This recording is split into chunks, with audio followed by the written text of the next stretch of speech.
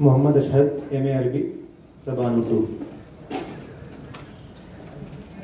نحمدہ و نصلی علی رسولہ الکریم. اسٹیج پر تشریف فرما اساتذہ کرام اور عزیز دوستو، جیسا کہ آپ سب کو معلوم ہے کہ آج کی اس تقریر کا عنوان مولانا آزاد کے تصور ہندوستان کی اصلی معنویت ہے. برادران عزیز، کسے معلوم تھا کہ آزادی ہندوستان کی خوشخبری اپنی اجلی پیشانی پر تقسیم وطن کا داغ بھی لے آئے گی؟ لیکن یہ حقیقت ہے کہ ایسا ہوا. وطن عزیز ہند و پاک کے نام سے دو حصوں میں بٹ گیا.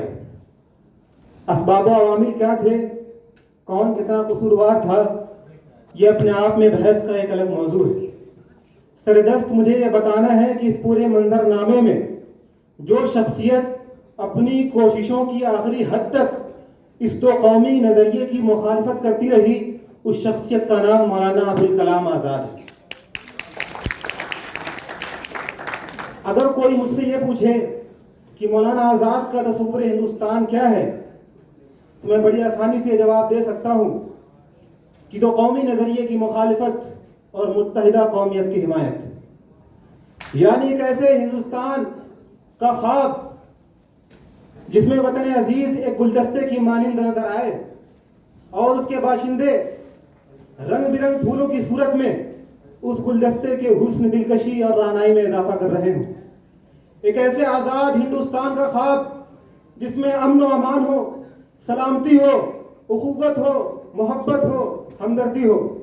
ایک ایسے آزاد ہندوستان کا خواب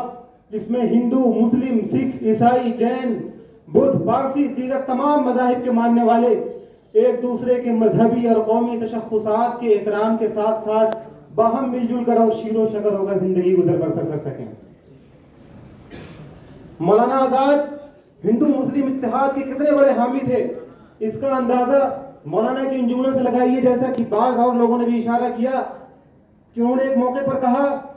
کہ اگر آج آسمان کی بدلیوں سے ایک فرشتہ اتر آئے اور قطب مینار پر کھڑے ہو کر یہ اعلان کر دے کہ 24 گھنٹے کے اندر سوراج حاصل ہو سکتا ہے، بشرطیے کہ ہندوستان ہندو مسلم اتحاد سے دستبردار ہو جائے، تو میں سوراج سے تو دستبردار ہو سکتا ہوں، لیکن ہندو مسلم اتحاد اور اپنے باہمی اتحاد سے دستبردار نہیں ہو سکتا، کیونکہ اگر سوراج کے ملنے میں تاخیر ہوتی ہے تو یہ ہندوستان کا نقصان ہوگا، لیکن اگر ہمارا باہمی اتحاد جاتا رہا تو یہ عالم انسانیت کا نقصان ہوگا. مولانا آزاد نے اپنی تحریر و تقریر میں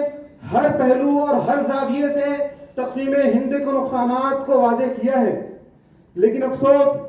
ان تمام کوششوں کے باوجود ملک تقسیم ہو گیا. لیکن یہاں غور کرنے کی بات یہ ہے کہ اس عظیم سانحے کے بعد بھی مولانا آزاد بددل اور مایوس نہیں ہوئے، بلکہ ہندوستان میں رکنے کا فیصلہ کرنے والے مسلمانوں کی ہمت اور دھارس بڑھانے کا کام شروع کر دیا. برادران عزیز، ہندوستان کی آزادی کی جدوجہد میں ایک گروہ وہ تھا جو درپردہ اس تقسیم ملک کا حامی تھا، جس کے ذریعے وہ تقسیم شدہ ہندوستان میں اپنے زعفرانی نظریے کے عملی نفاذ کا متمنی تھا. بدقسمتی سے آج روز و شب کی مسلسل محنتوں اور سام دام دنڈ بھید کی تمام ترکیبوں کے ذریعے سے وہ گروہ اقتدار پر قابض ہو چکا ہے اور مسلمانوں کے خلاف غلط بیانیوں، جھوٹے پروپیگنڈوں، مذہبی شاعر و شخصیات کے بے حرمتی کے ذریعے اپنے ناپاک منصوبوں کی تکمیل چاہتا ہے. اس وقت بھی ہمیں وہی اسٹریٹجی اختیار کرنی ہے جو اسٹریٹجی مولانا آزاد نے اپنے وقت میں اختیار کی تھی کہ ہمیں قومی سیاست کے ہر محاذ پر حق و انصاف کے علمبردار بن کر کھڑے ہونا ہے اور حق و انصاف کا جو سورج ہے اس کے ذریعے سے نفرت و تعصب کی تاریکیوں کو مٹا دینا ہے. یہی کام کرنے کا ہے اور یہی مولانا آزاد کے تصور ہندوستان کی اصلی معنویت کا تقاضا ہے. بہت بہت شکریہ.